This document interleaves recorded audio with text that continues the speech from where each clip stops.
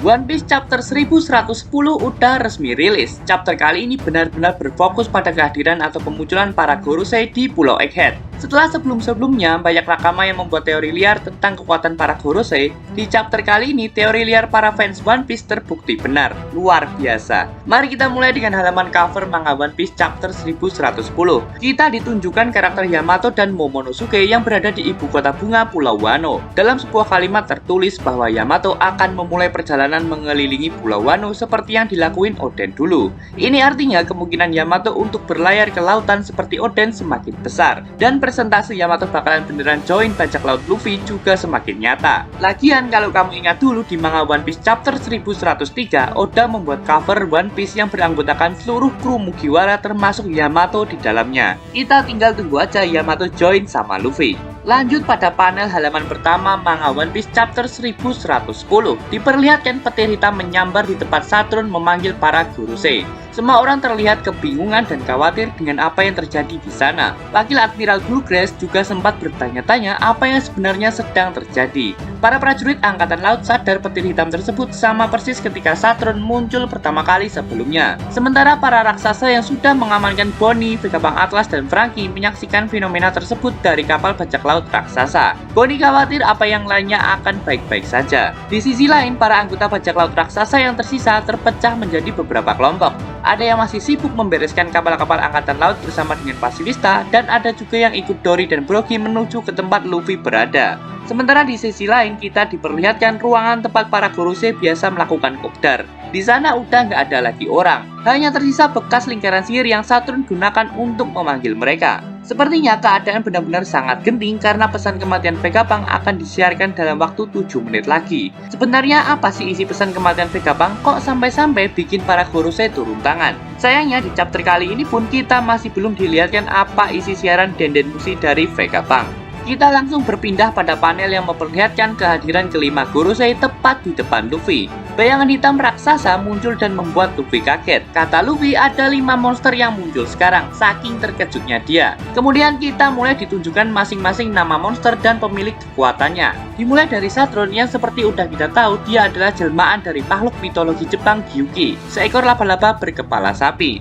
Kemudian Marcus Mars yang merupakan jelmaan dari makhluk mitologi bernama Itsumade. Bentuknya seperti burung raksasa yang sangat mengerikan. Kemudian ada Topman Mercury yang berwujud seperti seekor babi hutan dengan taring yang besar dan tajam, atau punya nama lain Hoki. Keempat adalah Gorosei Nusjuro yang berwujud seperti seekor kuda raksasa atau punya nama lain Bakotsu. Dan yang terakhir adalah Gorosei Jupiter yang bentuknya seperti cacing Alaska. Uniknya, Gorosei ini adalah satu-satunya yang memiliki nama dalam sebutan bahasa Inggris yaitu Sandworm. Kemudian dalam satu panel penuh kita diperlihatkan wujud sempurna awakening dari masing-masing Gorosei. Semuanya punya ukuran yang besar dan punya awan hitam yang mengelilingi tubuh mereka. Tanpa basa-basi, Gorosei Nusjuro yang paling pertama beraksi. Dia bisa melihat jauh letak dari pasifista yang sedang menembaki kapal-kapal angkatan laut. Lalu dengan sekejap dia berlari sambil berubah ke mode hybrid yang menyerupai centaur atau manusia yang punya tubuh setengah kuda. Dia menebas pasifista dengan sekali serangan dan mereka berhenti bergerak. Keren sekali ya Gorosei satu ini. Dia bahkan berlari mengelilingi pantai dan menebas semua pasifista satu persatu tanpa mengalami kendala sedikit pun. Kita juga di-spill wujud pedang yang selalu dibawanya dari dulu. Sepertinya pedang Gorosei ini udah dalam bentuk pedang hitam alias Kokuto. Dia berhasil menebas separuh dari total pasifista di Egghead dalam sekejap dan menghentikan sirkuit mereka, alias pasifista nggak bisa bergerak ataupun menembak. Sanji yang sedang berlari menggendong Vegapunk melihat wujud seekor burung raksasa yang terbang ke langit. Dia kemudian menghubungi teman-temannya dan menyuruh mereka untuk segera bergegas meninggalkan Egghead. Sanji kesulitan menjelaskan situasi yang terjadi. Dia berkata untuk tidak menunggu Luffy dan dirinya karena situasinya sangat kacau. Lalu Gorosei Mars atau yang memiliki bentuk burung raksasa terbang tinggi ke langit. Kemudian dia meluncur ke bawah untuk coba menghancurkan barir di Pulau Egghead. Namun sepertinya barir tersebut masih bertahan. Kita kembali ke tempat Luffy menghadapi para Gorosei lainnya. Karena Nusjuro dan Mars meninggalkan tempat Luffy, maka sekarang Luffy berhadapan dengan Saturn, Mercury, dan Jupiter. Gorosei cacing melakukan sebuah gerakan. Dia menyelam ke dalam tanah. Luffy yang melihatnya terkejut monster tersebut bisa masuk ke dalam tanah dan berkata seperti cacing. Sayangnya pertarungan mereka terjeda karena panel beralih ke pembicaraan antara Usopp dan Sanji. Di sini Usopp berhasil menghentikan kapal Sanigo yang sebelumnya melaju tanpa tahu bagaimana harus berhenti dengan jurus bambu javelinnya. Usopp berkata kalau teman-temannya udah siap dan bisa pergi kapanpun. Tapi di sana Zoro dan Jinbe masih belum kembali. Jinbe menjawab kalau Zoro masih terus bertarung dengan Lucci, maka dia terpaksa harus menyeret Zoro kembali karena mereka sedang dalam keadaan genting. Sekarang panel beralih ke pertarungan Zoro melawan Lucci. Lucci bertanya ke Zoro apakah dia juga merasakan haki yang luar biasa muncul barusan. Zoro menyadarinya dan berkata kalau itu berasal dari tengah pulau. Jinbe udah tiba di lokasi pertarungan Zoro lawan Lucci. Jinbe berkata dia berhasil menemukan Zoro dan dia masih bertarung dengan Lucci pada Sanji. Sanji membalas dengan mengatakan kalau Zoro sangat merepotkan. Zoro terlalu banyak bermain-main sampai-sampai membahayakan nyawa teman-temannya yang lain. Zoro yang mendengarnya terlihat kesal dan terdiam sejenak. Lucci memanfaatkan celah dengan menyerang Zoro memakai jurus Shigan Madara. Zoro berhasil menghindari serangan dari Lucci.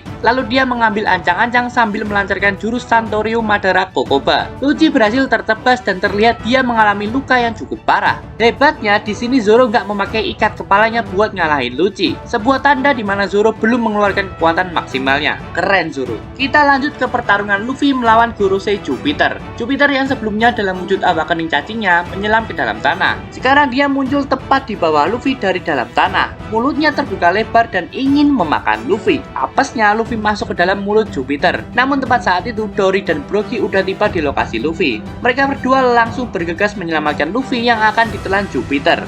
Mereka berdua mengayunkan senjata masing-masing dan mengeluarkan jurus Daionoku. Leher cacing Gorosei Jupiter tertebas dan Luffy berhasil diselamatkan. Luffy kaget melihat teman lamanya dari pulau Little Garden yaitu Dory dan Brogy. Luffy berkata, kalian kan para paman raksasa. Dory menyapa Luffy dengan berkata, lama tak bertemu Mugiwara. Dan Brogy juga menyapa, kami datang untuk menemuimu. Itulah review penuh dari manga One Piece chapter 1110. Di sini kita akhirnya bisa menyaksikan wujud penuh dari semua Gorosei beserta kemampuannya. Yang menarik perhatian adalah Gorosei Nuzjuro, karena menurut rumor yang beredar di chapter berikutnya dia akan bertemu dengan Zoro, atau malahan mereka langsung bertarung. Sepertinya Gorosei satu ini punya ikatan spesial dengan Zoro, karena menurut kabar yang beredar Gorosei ini berasal dari kampung yang sama dengan tempat kelahiran Zoro. Apakah Nuzjuro juga punya hubungan dengan teman lama Zoro yaitu Kuina? Kemudian selain itu, pertarungan Luffy melawan Gorosei juga cukup jadi sorotan. Meskipun belum bertarung full dan cuman baru ibaratnya pemanasan, tapi banyak juga yang berharap di chapter berikutnya Luffy beneran akan bertarung langsung dengan diantara para Gorosei. Yang cukup aneh adalah Gorosei cacing sih. Kok bisa-bisanya Oda terinspirasi bikin kekuatan Gorosei ini menyerupai cacing? Apa yang dipikirkan beliau ya? Oke, beruntungnya minggu depan manga One Piece nggak libur. Jadi kita bisa langsung tahu kelanjutan pertempuran di Pulau Egghead ini. Banyak yang merumorkan kalau chapter berikutnya dikhususkan untuk Zoro. Kenapa? Karena chapter berikutnya adalah chapter 1111 dan ulang tahun Zoro adalah tanggal 11 November. Apa iya nih? Kalau menurutku kayaknya Zoro akan dipertemukan sama Nuzjuro sih. Gimana nih pendapat kalian setelah baca chapter kali ini?